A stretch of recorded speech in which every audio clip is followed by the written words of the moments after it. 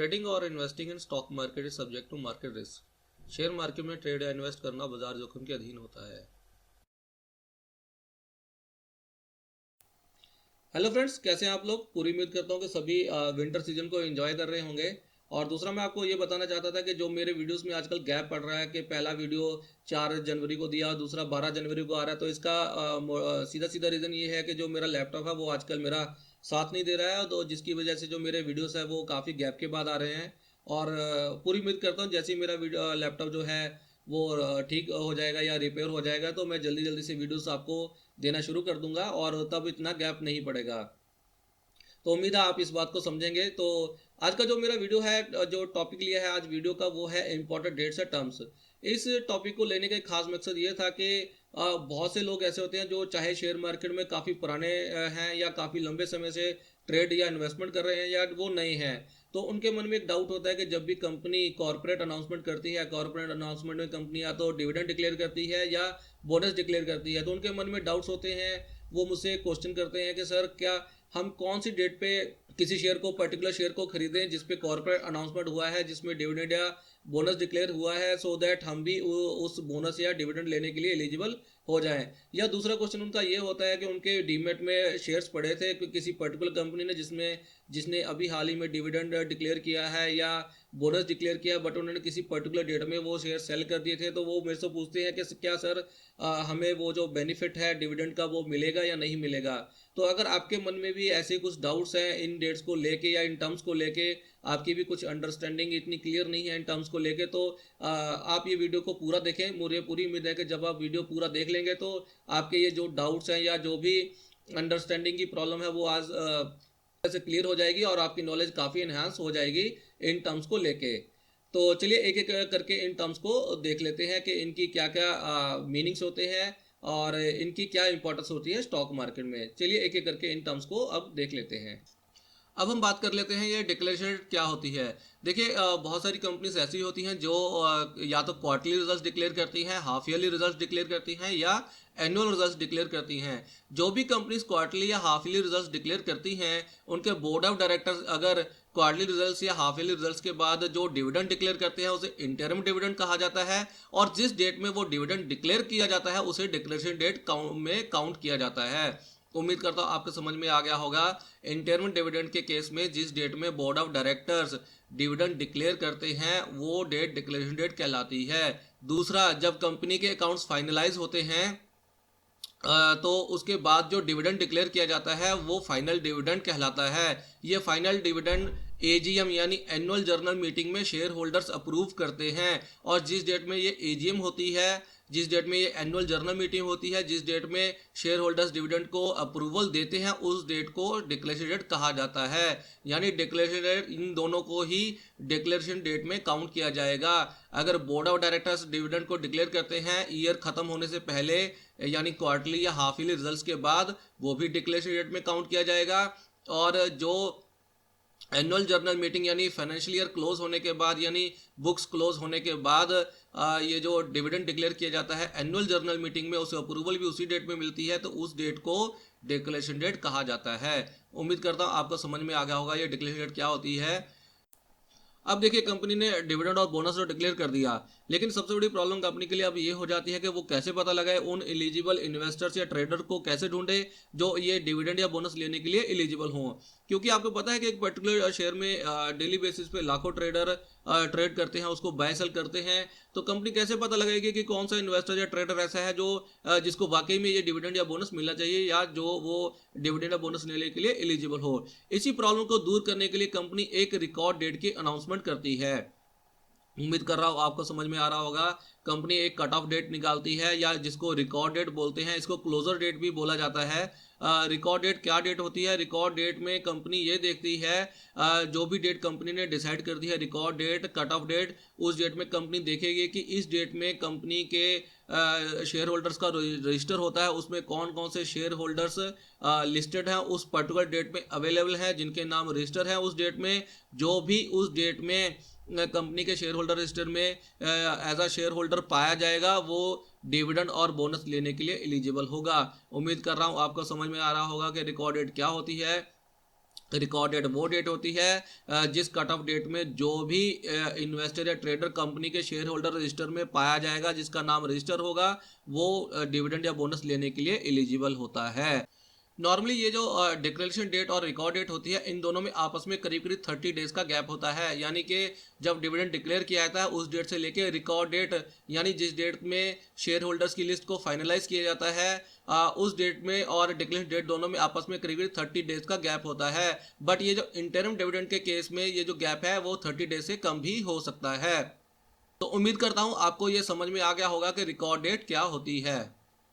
अब आप ज़रा सोच के देखिए कि आज से 30 या 35 साल पहले कंपनीज कैसे ये जो डिविडेंड और बोनस को डिस्ट्रीब्यूट करती होंगी। जब सारा काम मैनुअल होता था तो कैसे कंपनी पता लगाती थी, मैनुअल रजिस्टर मेंटेन करती होगी, कैसे पता लगाती होगी कौन सा एलिजिबल इन्वेस्टर है जिसको डिविडेंड या बोनस मिलना चाहिए, या कुछ ऐसे भी होते होंगे जो एलिजिबल नहीं होंगे जिनको मिल जाता होगा।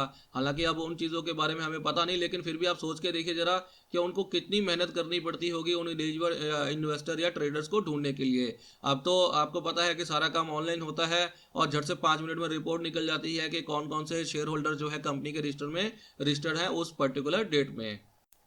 अब ये तो हमें पता लग गया कि अगर हमें भी जो कंपनी ने बोनस और या जो डिविडेंड डिक्लेयर किया है, अगर उसका हमें बेनिफिट लेना है तो हमारा नाम भी रिकॉर्ड डेट में कंपनी के शेयर होल्डर रजिस्टर्स में अवेलेबल होना चाहिए। अब हमारा नाम इस डेट में कंपनी के शेयर होल्डर रजिस्टर्स में आएगा कैसे, अगर हमें भी ये बेनिफिट लेना है? तो इसके लिए एक एक्स डेट अनाउंस की जाती है। ये जो एक्स डेट होती है रिकॉर्ड डेट से करीब करीब 2 दिन पहले की डिसाइड की जाती है। इसी एक्स डेट को एक्स डिविडेंड डेट भी कहा जाता है। आपको पता है कि हमारा जो इंडियन स्टॉक मार्केट है वो T+2 सेटलमेंट पे काम करता है। T+2 सेटलमेंट क्या होती है? अगर आपने कोई किसी शेयर की डिलीवरी लेनी है, अगर आज आपने वो शेयर बाय किया है तो आपके अकाउंट में 2 वर्किंग डेज के बाद वो क्लियर शेयर का बैलेंस जो है अवेलेबल होगा और वो 2 दिन तक आपके पूल अकाउंट में शो करता रहेगा। जब तक वो आपके पूल अकाउंट में रहेगा बैलेंस, तब तक वो कंपनी के शेयर होल्डर रजिस्टर्स में आपका नाम एंटर नहीं होगा। क्लियर है? इसीलिए जो है अगर आप एक्स डेट से एक दिन पहले भी अगर शेयर्स को बाय कर लें, एक्स डेट से एक दिन पहले भी अगर आप शेयर्स को बाय कर लें तो आप जो है ये बोनस और डिविडेंड लेने के लिए एलिजिबल हो जाएंगे। आपका नाम भी रिकॉर्ड डेट में शेयर होल्डर्स के रजिस्टर्स लिस्ट में आ जाएगा। अब इसको इस एग्जांपल से समझ लेते हैं। मान लीजिए जो कंपनी की एजीएम थी या जिसमें कंपनी ने डिविडेंड को अप्रूवल दी थी, उसे डिक्लेरेशन डेट कहते हैं। ये तो हमें पता है। ये डेट थी 1 जनवरी को कंपनी ने डिविडेंड डिक्लेयर किया। क्लियर है? अब हमें यह भी पता है कि जो रिकॉर्ड डेट होती है वो डिक्लेरेशन डेट के करीब करीब 30 दिनों का गैप होता है। और ये जो रिकॉर्ड डेट है इसे 2 दिन 2 वर्किंग डे पहले की जो डेट होगी उसे एक्स डेट कहा जाता है। ये भी अभी हमने देखा कि इसे एक्स डेट कहा जाता है। अगर हम मान के चलें कि ये जो 31 जनवरी इसकी रिकॉर्ड डेट है, तो 31 जनवरी में हमारी एंट्री हमारे पास क्लियर शेयर्स का बैलेंस होना चाहिए हमारे डीमेट अकाउंट में, तभी हम जो है वो डिविडेंड या बोनस को लेने के लिए एलिजिबल होंगे। तो इस 31 दिसंबर में हमारी एंट्री कैसे आएगी, हमारे शेयर होल्डर्स के रजिस्टर में हमारा नाम कैसे आएगा? हमें ये जो एक्स डेट होगी 28 जनवरी वाली जो एक्स डेट होगी, इससे पहले यानी 27 तारीख को या उससे पहले हमें शेयर्स बाय करने पड़ेंगे, तभी हमारी एंट्री जो है 31 जनवरी में कंपनी के शेयर होल्डर रजिस्टर में आएगी और तभी हम जो है डिविडेंड और बोनस लेने के लिए एलिजिबल बनेंगे। उम्मीद करता हूं अब आपको ये समझ में आ गया होगा। यहाँ ये जो मैंने एग्जांपल ली है रिकॉर्ड डेट और एक्स डेट में जो गैप लिया है वो 2 दिन का गैप लिया है, 2 वर्किंग डेज का। बट एक्चुअल सिनेरियो में ये गैप कम भी हो सकता है। बट लॉजिक वही है कि अगर आपने डिविडेंड और बोनस को लेना है, उसका बेनिफिट लेना है, तो आपको एक्स डेट से पहले वो बाय करना होगा।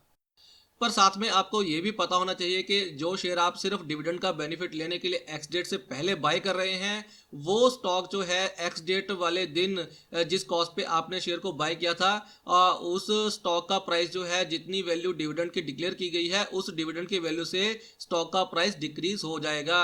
यानी जिस कॉस्ट पे आपने शेयर बाय किया था उस कॉस्ट में डिविडेंड की वैल्यू एक्स डेट वाले दिन उतनी कम हो जाएगी। मान लीजिए आपने 100 रुपये पे शेयर बाय किया था और उसमें 5 रुपये का डिविडेंड डिक्लेयर किया गया है, तो आपने शेयर तो एक्स डेट से पहले 100 रुपये पे बाय कर लिया, लेकिन एक्स डेट वाले दिन वो जो शेयर है उसमें 5 रुपये डिविडेंड की वैल्यू से वो शेयर डिक्रीज हो जाएगा, यानी अब वो 95 पे ट्रेड होना शुरू हो जाएगा।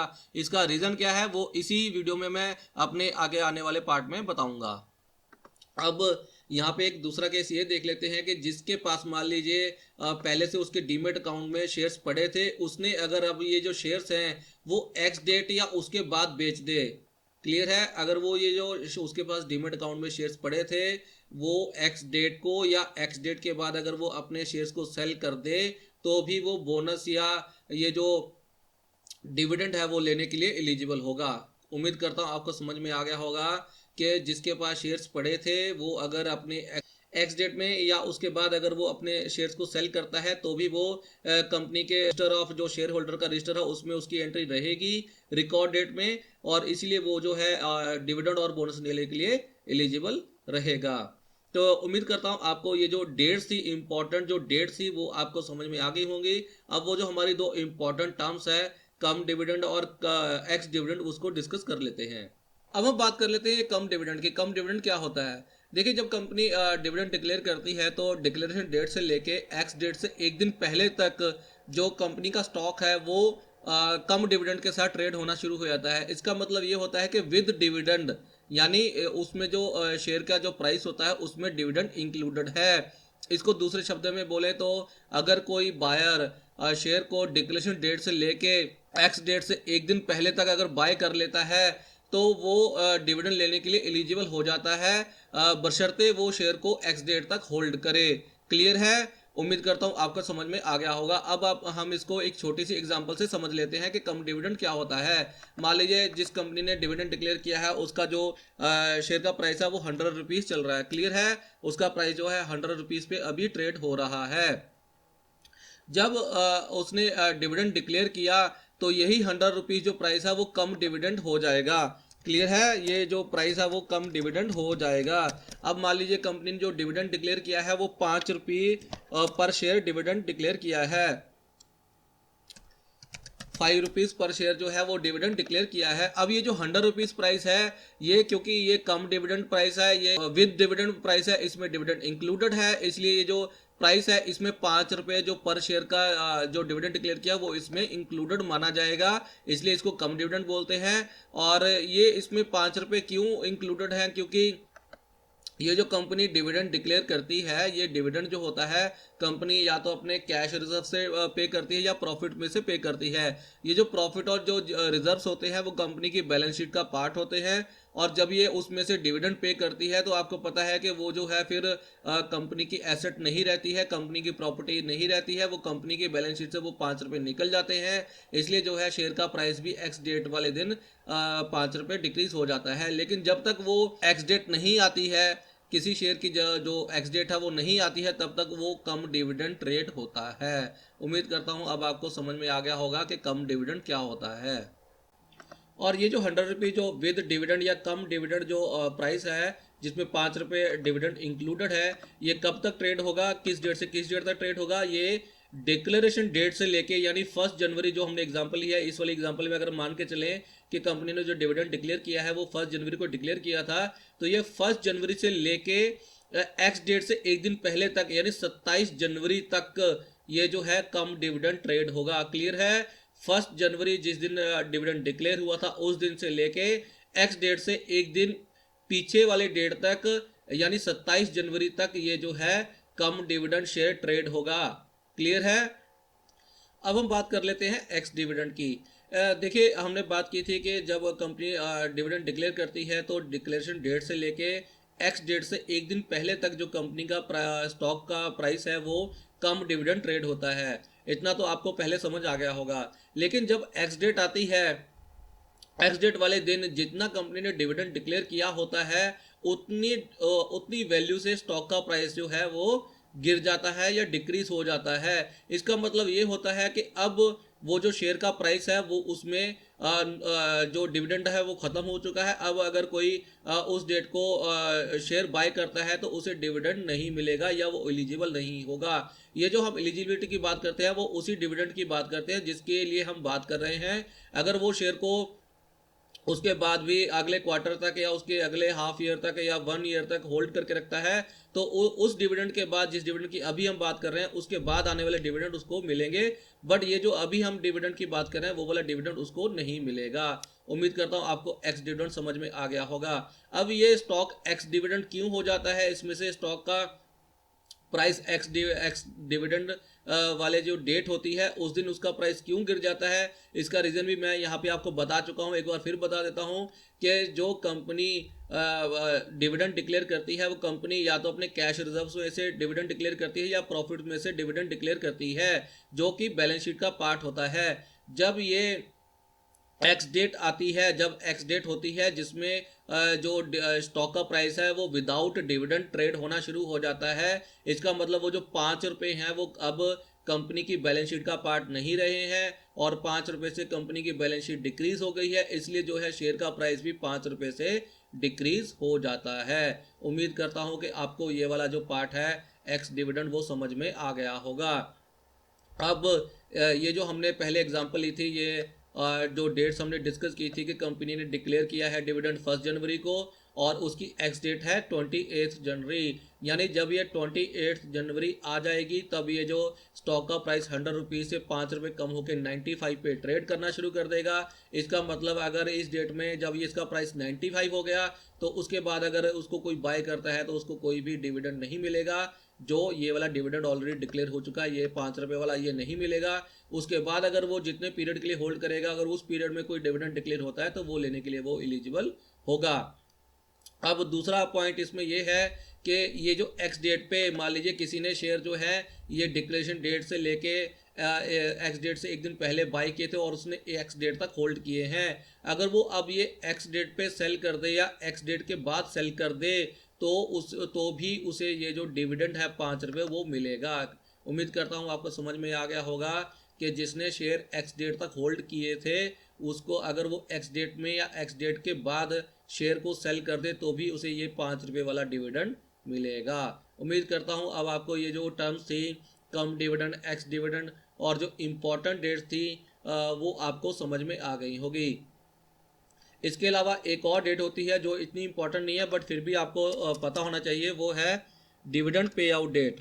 ये डेट वो डेट है जिस डेट को जो भी कंपनी ने ये 5 रुपये पर शेयर जो डिविडेंड देना था वो आपके बैंक अकाउंट में क्रेडिट कर दिया जाता है। यह उन लोगों के बैंक अकाउंट में क्रेडिट किया जाता है जो रिकॉर्ड डेट वाले दिन कंपनी के शेयर होल्डर का जो रजिस्टर होता है उसमें उनका नाम रजिस्टर होगा, वो उनको ये डिविडेंड की पे आउट हो जाती है। उम्मीद करता हूँ अब आपको ये जो टर्म्स थी वो अच्छे से समझ में आ गई होगी। और ये जो वीडियो बनाने का मेरा मेन लॉजिक मैं पहले ही बता चुका हूँ, दूसरा फिर बता देता हूँ कि एक तो मकसद ये था कि बहुत से लोग ऐसे हैं कि जिनको इन टर्म्स के बारे में नॉलेज नहीं थी। दूसरा अभी ये जनवरी में जो है रिजल्ट सीजन स्टार्ट हो चुका है, इसलिए मैंने ये सोचा कि ये वीडियो पहले बना दूं सो दैट जिन लोगों को इन टर्म्स के बारे में नॉलेज नहीं थी या डेट्स के बारे में नहीं पता था उनको वो अच्छे से समझ में आ जाए। इस वीडियो के बाद फिर से मैं अपनी जो ऑप्शन सीरीज मैंने स्टार्ट की थी उसमें मैं एक नई स्ट्रेटेजी के साथ आपके सामने एक नया वीडियो लेके आऊँगा। तो अगले वीडियो में मिलेंगे। Thank you, bye bye. Trading और investing in stock market is subject to market risk. Share market में ट्रेड या इन्वेस्ट करना बाजार जोखिम के अधीन होता है।